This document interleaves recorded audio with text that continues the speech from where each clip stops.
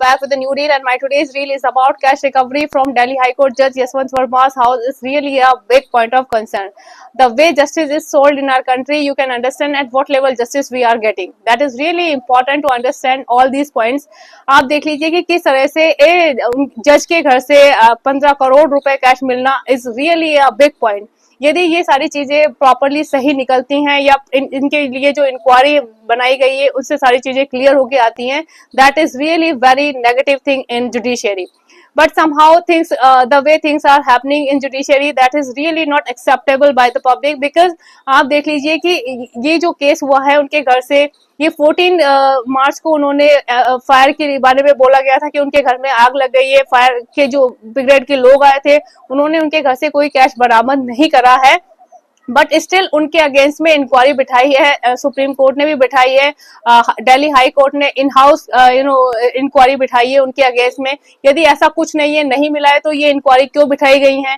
या फिर जब उनका ट्रांसफर इलाहाबाद हाई कोर्ट में कर दिया गया है तो इलाहाबाद हाई कोर्ट के जो बार एसोसिएशन के मेंबर ने कहा है कि हमारा कोर्ट कोई डस्टबिन थोड़ी ना है जो किसी को भी भेज दिया जाए. तो उनके अगेंस्ट में क्यों अपोज हो रहा है यदि उनका वहां पर ट्रांसफर कर दिया जा रहा है? तो there are lot of points which have to be discuss, और चीजें काफी मैशी हैं, चीजों को प्रॉपरली बताया नहीं जा रहा है. बिकॉज जुडिशरी नहीं चाहती कि चीजें ओपनली पब्लिक के सामने आए. लोग बागों का जो ट्रस्ट है जुडिशरी को लेकर, they want to keep it with them. So things are not very much clear to the public. चीजें कई क्लियर नहीं है. यदि बिल्कुल ही कुछ गलती नहीं है तो इन हाउस इंक्वायरी क्यों बिठाई जा रही है उनके अगेंस्ट में? पहले वो इलाहाबाद हाई कोर्ट में थे, फिर उनको दिल्ली में ट्रांसफर कर दिया, फिर दिल्ली से अगेन उनको इलाहाबाद हाई कोर्ट भेजा जा रहा है. So all things are very messy in this case, or we have to understand all these things because public want to know, क्योंकि ये जुडिशरी से एसोसिएटेड है.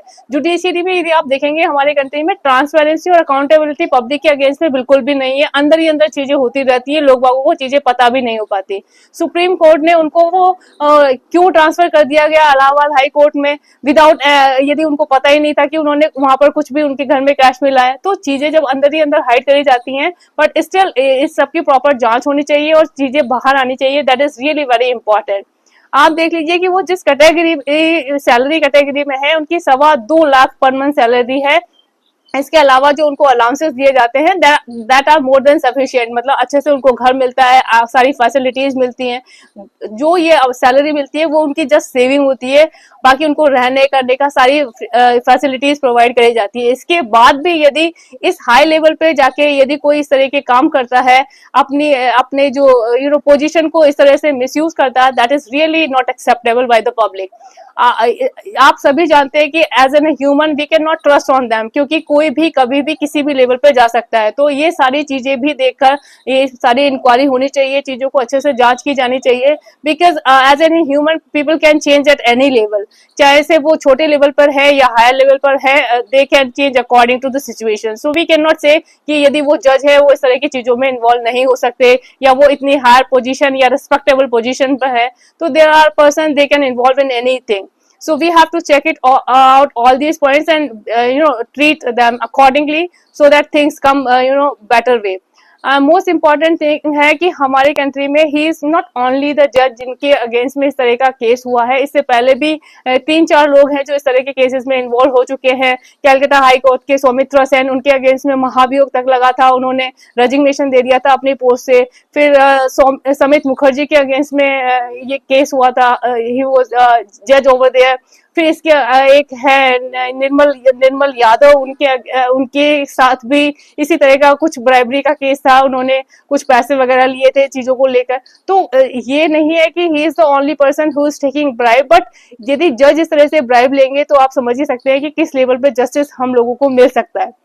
वैसे ही इंडिया में जस्टिस इतना डिले है, इस like justice delay is justice deny. उसके बाद यदि जज भी इस तरह से बिक रहे हैं और पैसे लेकर यदि किसी केस को हैंडल कर रहे हैं, तो आप समझ ही सकते हैं कि किस तरह से जो भी रिच लोग हैं या जो भी है ना जिनके पास पोजीशन है, अथॉरिटी है, वो किस तरह से अपने फेवर में चीजें करवा लेते हैं और चीजें किस लेवल पे हो रही है. सो ऐसे कंट्री जहां पर इस तरह से चीजें हो रही है वहां पर जस्टिस के बारे में सोचना तो इस पागलपंती की बात ही होगी. यदि नॉर्मल पर्सन यदि जस्टिस के बारे में बात करे, यदि इस तरह से जज बिक रहे हैं या फिर इस तरह से चीजें हो रही हैं हमारे कंट्री में, इतना डिले जस्टिस होता है, इतने ये चीजें डिफरेंट लेवल पे हो रही हैं. So we have to understand all these things.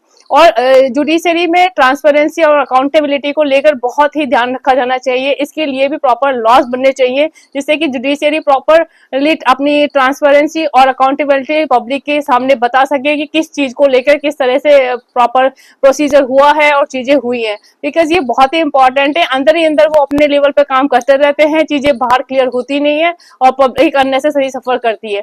So things will be clear toward public, क्योंकि जस्टिस की यदि बात करें तो वो पब्लिक से ही एसोसिएटेड होती है. यदि पब्लिक को प्रॉपर अकाउंटेबिलिटी और ट्रांसपेरेंसी नहीं मिले तो ऐसे जस्टिस का क्या फायदा. So I think there must be proper laws for the judiciary also, कि वहां पर भी ये चीजें प्रॉपर लेवल पर हो. So what you guys think about it? Suggest me your thought. Bye bye, have a nice time.